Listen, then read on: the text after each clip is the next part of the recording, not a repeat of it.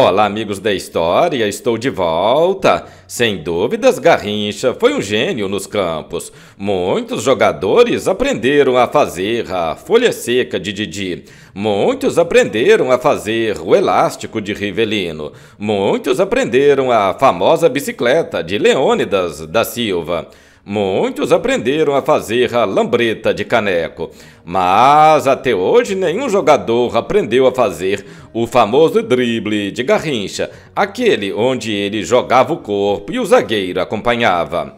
Segundo os especialistas, somente um gênio com as pernas tortas podia fazer esse drible. Nos gramados, Garrincha foi uma estrela, mas sua vida pessoal foi movida por farras, mulheres, bebidas, mortes e uma contusão no joelho que antecipou sua carreira. Em uma época onde jogadores ganhavam muito pouco, onde jogadores jogavam por amor à camisa e ao esporte, Garrincha gastou o pouco dinheiro que ganhou e morreu na pobreza. É este o vídeo de hoje, a dramática história de Garrincha. Pega aquele cafezinho e vamos para o vídeo. Manoel Francisco dos Santos nasceu em Magé, Rio de Janeiro, no dia 28 de outubro de 1933. Mais conhecido como Garrincha, foi um dos maiores jogadores que o mundo já conheceu. Atuou como ponta-direita, notabilizado pela grande habilidade e por seus dribles desconcertantes. Garrincha é considerado por muitos como o mais célebre ponta-direita e o melhor driblador da história do futebol. Mundialmente reconhecido como uma figura lendária no esporte, ele é extremamente popular entre os amantes de futebol no Brasil, onde muitos fãs o consideram até melhor do que Pelé. No auge de sua carreira, passou a assinar Manoel dos Santos em homenagem a um tio homônimo, que muito o ajudou. Garrincha, o anjo das pernas tortas, foi um dos principais jogadores da conquista da Copa do Mundo de 1958 e principalmente de 1962, quando após a contusão de Pelé se tornou o principal jogador do time brasileiro. Dos 14 gols do Brasil na competição, 42% passaram por seus pés, marcou 4 e deu 2 assistências para gols. Neste torneio, ele se tornou o primeiro jogador a ganhar a bola de ouro, melhor jogador do torneio, a chuteira de ouro, a artilheiro da competição e o troféu da Copa do Mundo numa mesma edição. Por conta disto, a Copa do Mundo de 62 é conhecida no Brasil como a Copa de Garrincha. Incluído na seleção de futebol do século XX por 250 dos escritores e jornalistas de futebol mais respeitados do mundo, ele foi selecionado também em 1994 para a seleção de todos os tempos da Copa do Mundo da FIFA e ficou em 7º lugar numa votação entre especialistas da FIFA sobre o melhor jogador do século XX. De origem humilde, com 15 irmãos na família, Manoel dos Santos era natural de Pau Grande, um bairro da cidade de Magé, no estado do Rio de Janeiro. Sua irmã o teria apelidado de Garrincha, fazendo uma associação com o pássaro de mesmo nome, muito comum na região. Uma das características marcantes que envolve a figura de Garrincha relaciona-se a uma distrofia física, as suas pernas tortas. Sua perna direita era 6 centímetros mais curta que a esquerda, era flexionada para o lado esquerdo e a perna esquerda apresentava o mesmo desenho. Ambas as pernas eram, pois, tortas para o seu lado esquerdo. Garrincha era destro. Afirma Rui Castro em seu livro que já teria nascido assim, mas há vários depoimentos no sentido que tal característica tenha sido sequela de uma poliomielite. Em uma entrevista, Garrincha afirmou que seu pai também tinha as pernas tortas. O sucesso de Garrincha no campo contrastava fortemente com sua vida pessoal.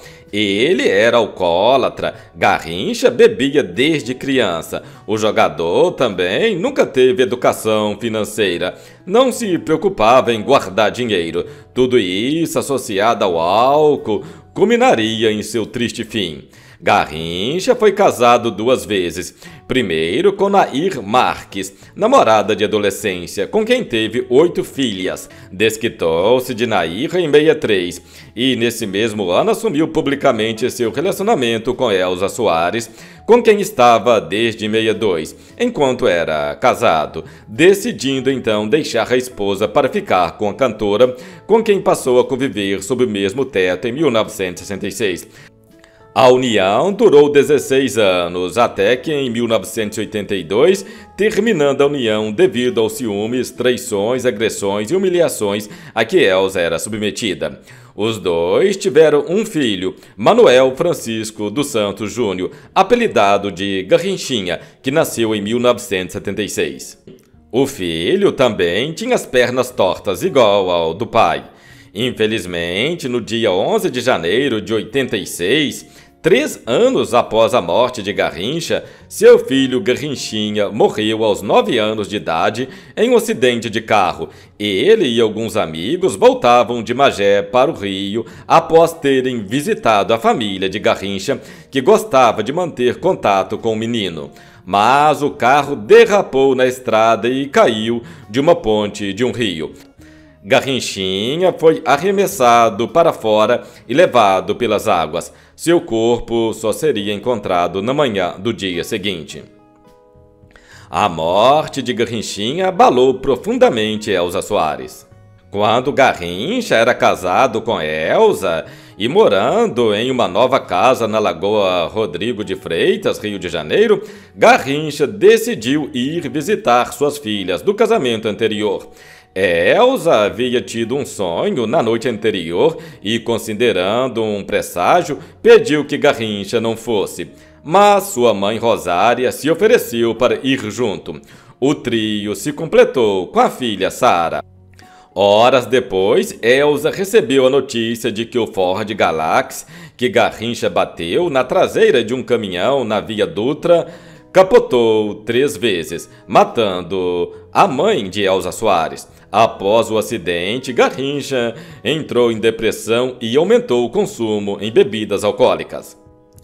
Entre 1959 e 1961, Garrincha manteve também um relacionamento extraconjugal com sua conterrânea de Pau Grande, Iraci Maria da Silva.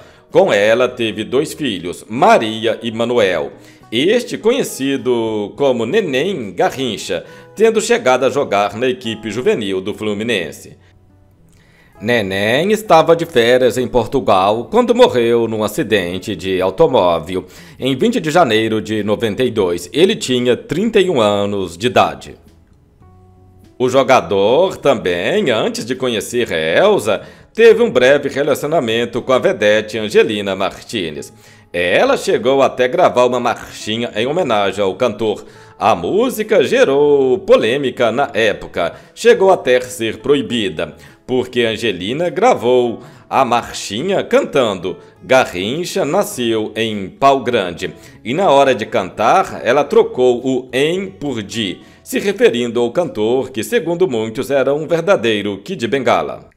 Garrincha também é pai de um filho sueco, Lindenberg, fruto de um caso extraconjugal que manteve por alguns meses com uma jovem sueca, durante uma excursão do Botafogo à Europa em 59.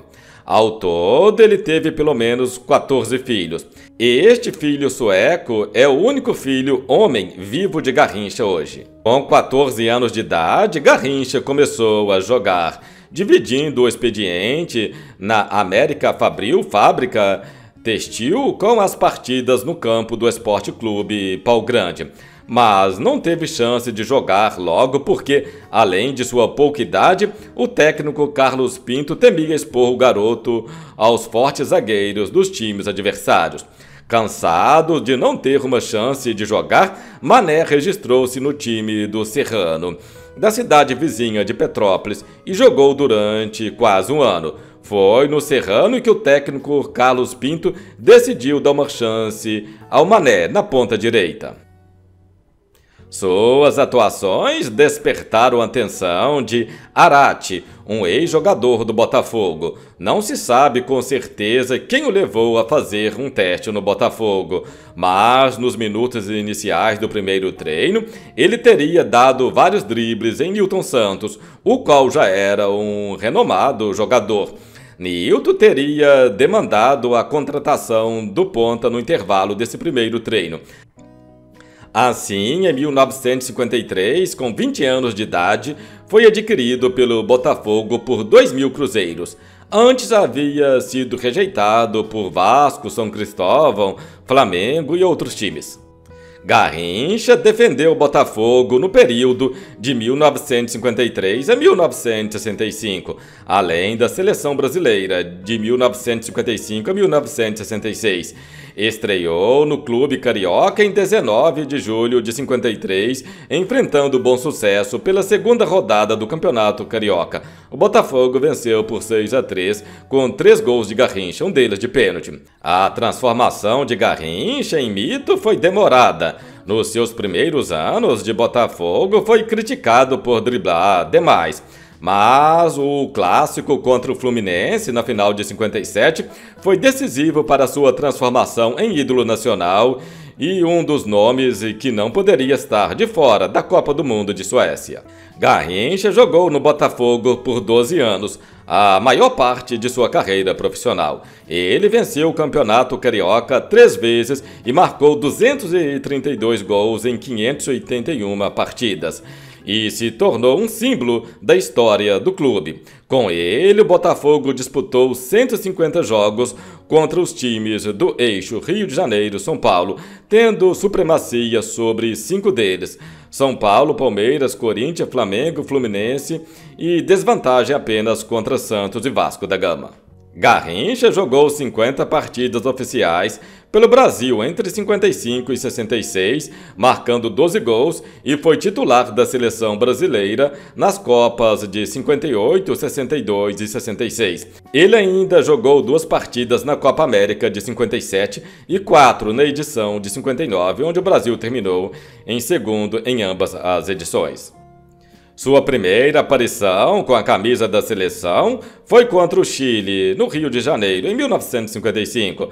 Em todos os seus jogos, participou de apenas uma derrota, 3-1 para a Hungria, na Copa do Mundo de 66, no jogo em que Pelé não jogou. Aquela foi a última vez que Garrincha vestiu a camisa da seleção em um jogo válido por uma competição oficial. Com Garrincha e Pelé jogando juntos, o Brasil nunca perdeu.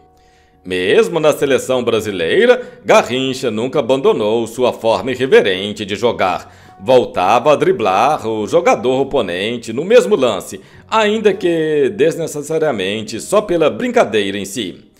Sobre a Copa do Mundo de 54, alguns acreditam que Garrincha não foi convocado por ser considerado muito individualista, já que, juntamente com a comissão técnica da seleção, estava adotando um novo estilo de jogo europeu, o que não funcionou. Na Copa do Mundo, em 1950, Garrincha tinha 17 anos. Sendo assim, ele poderia ter jogado na Copa de 50, mas nesta época ele não era um jogador conhecido. E na Copa de 54 ele tinha 21 anos, mas não foi contratado. Em 1962, com a contusão de Pelé, descobriu-se um outro Garrincha. De repente, ele parou de brincar, ficou sério, compenetrado de que a conquista da Copa dependia dele. Fez o que nunca tinha feito, gols de cabeça, pé esquerdo, folha seca, e driblou como um endiabrado, endoidando os adversários.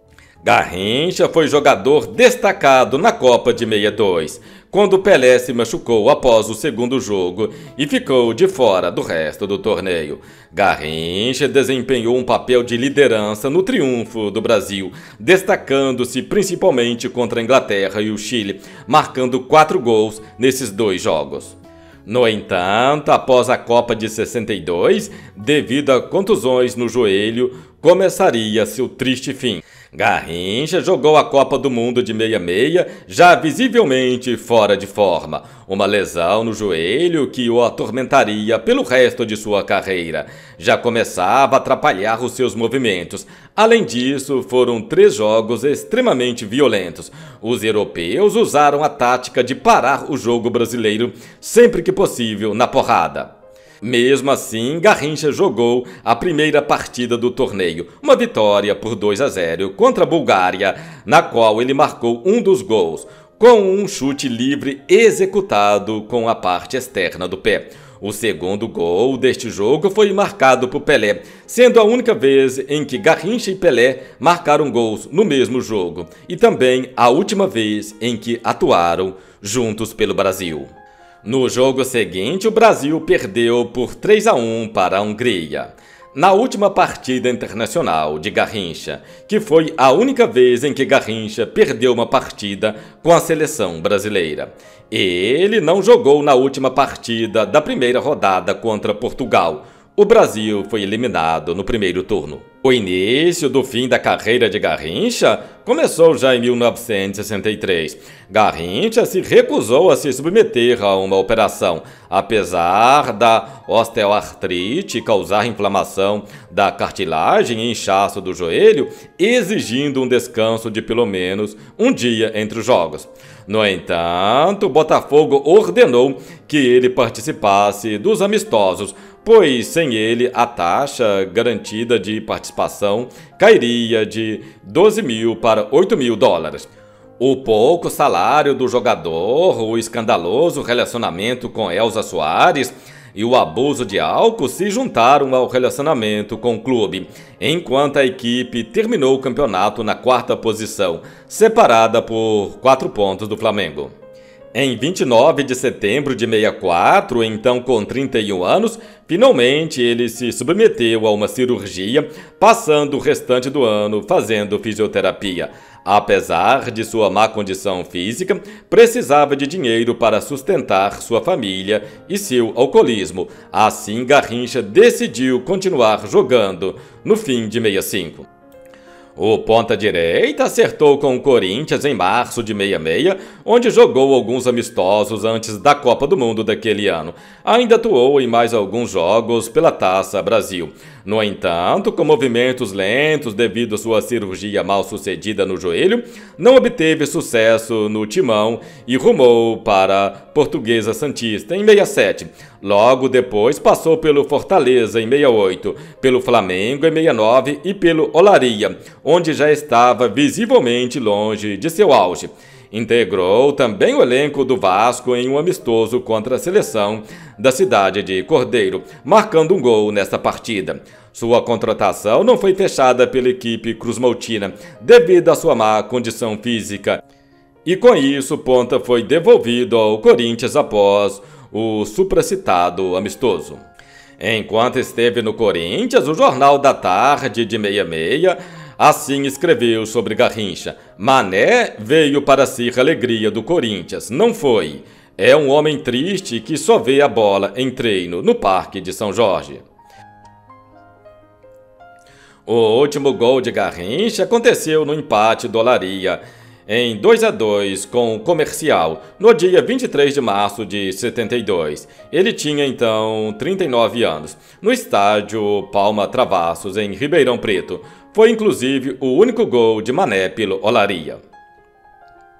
A carreira profissional de Garrincha como jogador de futebol durou até 72, mas ele jogou partidas de exibição ocasionais até 82. Após uma série de problemas financeiros e conjugais, Garrincha nos deixou com apenas 49 anos em 20 de janeiro de 1983, vítima de cirrose hepática em coma alcoólico no Rio de Janeiro. Ele havia sido hospitalizado 8 vezes no ano anterior e na época de sua morte ele estava arruinado, físico e mentalmente. Morreu na pobreza. Seus últimos anos foram infelizes e obscuros. Ele parecia ter se tornado um herói esquecido. Mas sua procissão fúnebre do Maracanã a Pau Grande atraiu milhões de fãs, amigos e ex-jogadores para prestar homenagem. Foi velado no caixão sob a bandeira do Botafogo. Em seu epifácio lê-se: aqui jaz em paz aquele que foi alegria do povo, Mané Garrincha. Garrincha, durante toda a sua vida, fez uso de bebidas alcoólicas. O fato de seu gosto pela branquinha era tão conhecido que algumas marcas traziam seu nome. Garrincha é amplamente conhecido por seu notável controle de bola, imaginação, habilidade de drible e finta, além de sua capacidade de criar chances do nada. Ele também possuía um chute forte com ambos os pés e era um especialista em bolas paradas, conhecido por cobranças de falta e escanteio de trivela. Amado pelo público brasileiro devido à sua inocência, atitude despreocupada e capacidade de entreter os, inclusive, torcedores adversários, Garrincha era conhecido como alegria do povo. Djalma dos Santos, seu companheiro de equipe no Brasil, afirmou: ele tinha um espírito infantil. Garrincha foi a resposta do futebol para Charlie Chaplin. Exemplo de sua capacidade de chute são seus gols nas Copas do Mundo contra a Inglaterra em 62 e contra a Bulgária em 66. Ele também era capaz de se virar em torno de si a toda velocidade e explodir em ângulos incomum, que ele usou com grande efeito. Os inúmeros ataques e oportunidades de gols que ele gerava através de jogadas individuais terminavam frequentemente em um passe exato para um companheiro de equipe em posição marcar. Ele também era um excelente cabeceador. Apesar de sua estatura relativamente baixa, ele era um dos poucos jogadores que, à época, marcava gols diretamente após cobrança de escanteio, um efeito que ele conseguiu fazer 4 vezes em sua carreira.